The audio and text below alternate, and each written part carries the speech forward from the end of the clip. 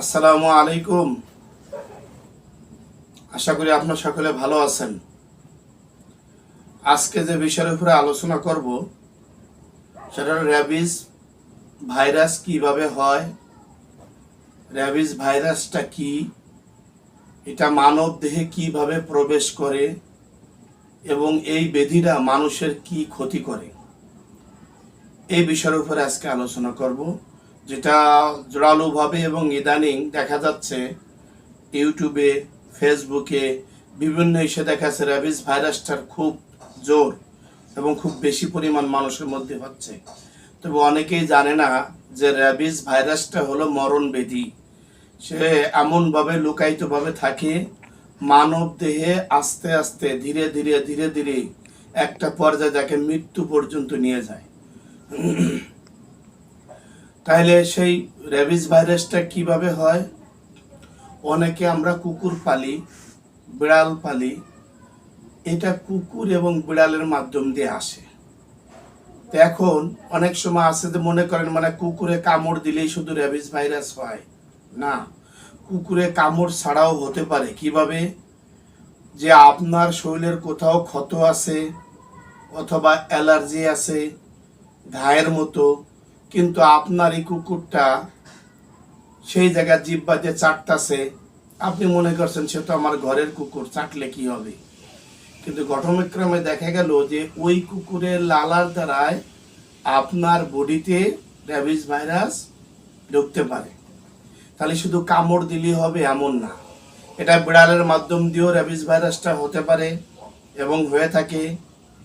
তাহলে এইটা কি করবেন? মনে করেন যে আমার তো পালিত বিড়াল, তাহলে কামড় দিয়েছে কি হবে, এইটার জন্য আজকে থেকে আর না আমরা ভাবি, কারণ র্যাবিস ভাইরাসটা খুব পরিমাণ বেড়ে গেছে এবং মানুষ এটার উপরে অনেক মানুষ মৃত্যুবরণ করতেছে।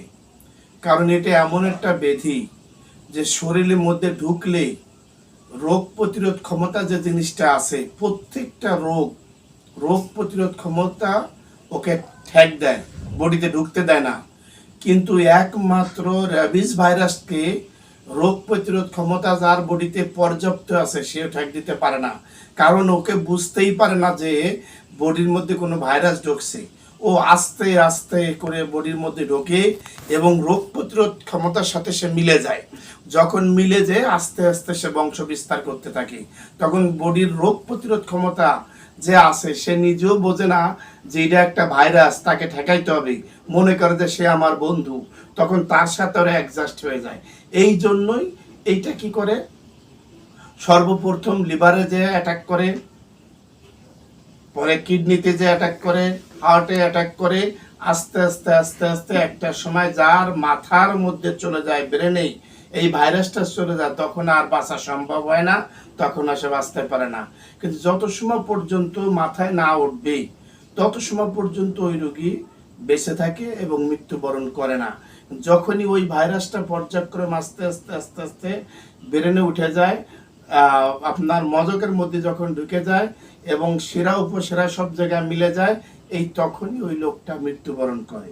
তাহলে এখন আসেন যে বিড়ালে যদি কামড় দেয়, অথবা আপনার যদি কুকুরে যদি কামড় দেয়, অথবা কোনো স্থানে যেই জায়গায় আপনার ক্ষত আছে, সেটা অ্যালার্জির মতো হোক, এমনি কোনো ফোড়া আছে বা কোনো রকম চুলকায় ঘাড় মতো হয়েছে, সেই জায়গাটা কুকুরে চাটছে, তাহলে এই জায়গাটা কি করতে হবে? সর্বপ্রথম যেই কাজটা আপনার করা দরকার, প্রাথমিক চিকিৎসা।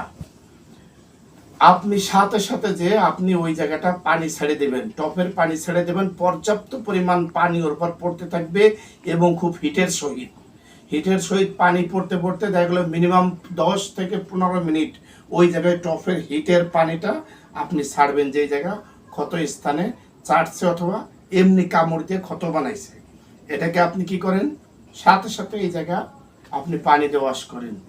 এরপরে একটু লবণ আর একটু পানি গুলান।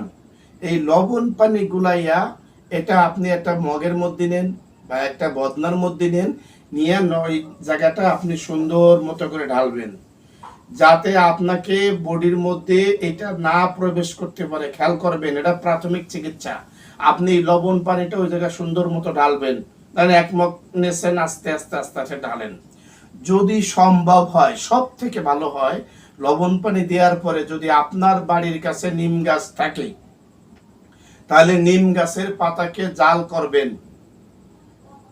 দেখো মিনিমাম 80 থেকে 90 টেম্পারেচারে এটা জাল করার পরে সবুজ নিম পাতা যখন হলুদ হয়ে যাবে, ওই পানির সাথে আপনি পানি মিলিয়ে নেবেন যতটুকু আপনার ত্বকে সয় গরম।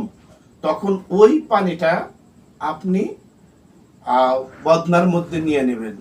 যদি সম্ভব হয় নিম পাতার মধ্যে একটু ফিটকিরি দিয়ে দিবেন যদি ঘরে থাকে, আর না থাকলে নিম পাতা। এই নিম পাতার গরম পানিটা বদনার মধ্যে নিয়ে আপনি ওই জায়গাটা ঢালবেন, একদম যেই জায়গায় ক্ষত স্থান বা কামড়ায় আপনার ক্ষত করছে ওই জায়গায় ঢালবেন। ঢালার পরে আপনার এই জায়গায় ব্যাকটেরিয়া রইল না, তারপরে আপনি মেডিকেলে চলে যাবেন। আজকে আপনাকে কামড় দিয়েছে, আপনি প্রাথমিক চিকিৎসাটা বাড়িতে নেন, আজকেই যেতে হবে এমন না, আপনি আগামীকালকে শান্তিপ্রিয়ভাবে, কারণ ওইভাবে যদি আপনি ওয়াশটা না করতেন, প্রথম পানি দিয়া, তারপরে লবণ পানি দিয়া, এরপরে নিম পাতা ফিটকারি দিয়া যদি ওয়াশ করেন তাহলে আর আপনার ওইভাবে প্রবেশ করতে পারে না। কিন্তু তারপরও পরের দিন আপনি মেডিকেলে যাবেন, স্বাস্থ্যকেন্দ্র যেই জায়গা আছে সেই জায়গাতে পরামর্শ করে আপনি অবশ্যই এই র্যাবিস ভ্যাকসিনটা দিবেন। এর ভ্যাকসিন আছে, এই ভ্যাকসিন আপনাকে অবশ্যই দিতে হবে। যদি না দেন তাহলে কি হতে পারে, আপনি মনে করছেন অলসতা করছেন, দেন নাই, এতে কি হবে, কিন্তু ঘটনাক্রমে একটা সময় দেখা গেল যেটা আস্তে আস্তে খোদা না করুক আপনার ওই ভাইরাসটা যখন ছড়াই যাবে তখন আপনি পানি খেতে পারবেন না, যে কোনো জিনিসের মধ্যে আপনার আতঙ্ক চলে আসবে, আপনার শরীর কাঁপবে, পানি দেখলে আপনি ভয় পাবেন, পানি পর্যন্ত খাইতে পারবেন না, পানি দিয়ে গোসল করতে পারবেন না, পানি দেখে পর্যন্ত আপনি চিৎকার মারবেন, ভয় পাবেন, এবং শরীরে জ্বালা যন্ত্রণা শুরু হয়ে যাবে। পাগল যেরকম করে, মানে একটা মানে যে আপনি ম্যাডের মতো হয়ে যাবেন, পাগলের মতো। এই জন্য আপনাদেরকে বলবো অবশ্যই আজকের থেকে দুইটা জিনিস খেয়াল রাখতে হবে। 1 নম্বরে পালিত কুকুর হোক অথবা বিড়াল হোক, তার থেকে সতর্ক থাকতে হবে। তাকে আপনি খাওয়ান, যা কিছু করেন, কিন্তু খেয়াল রাখবেন যে কোনো অবস্থাতে আপনার শরীরের সাথে তার হাত পা না লাগায়, কোনো হাসড় না দেয়, কামড় না দেয়, এগুলো খেয়াল রাখতে হবে। আর যদি রাস্তাঘাটের কুকুর হয় সেটাও তো রিস্ক, তাহলে সেম টু সেম এই কাজগুলো করবেন।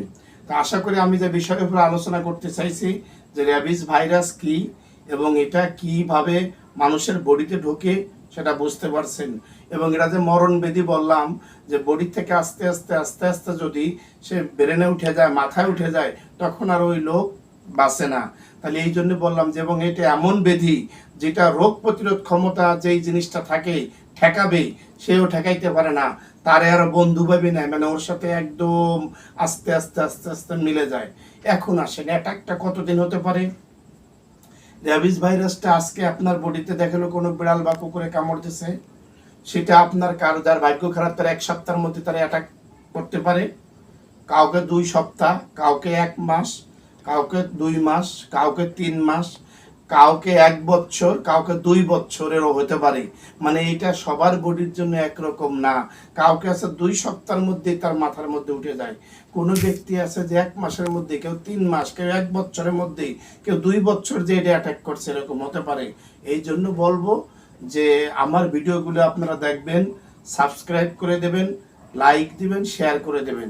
আমি সদা সর্বদা চাই যে আপনারা আমার পরামর্শ অনুযায়ী যদি চলেন, ইনশাআল্লাহ অনেক রোগ থেকে আপনারা বেঁচে থাকতে পারবেন ইনশাআল্লাহ। তাই আমি সব সময়ের জন্য আমার উদ্দেশ্য আপনাদের জন্য যে কিভাবে আমি সেবা প্রদান করতে পারি, আমার মূল কাজটা মানব সেবা।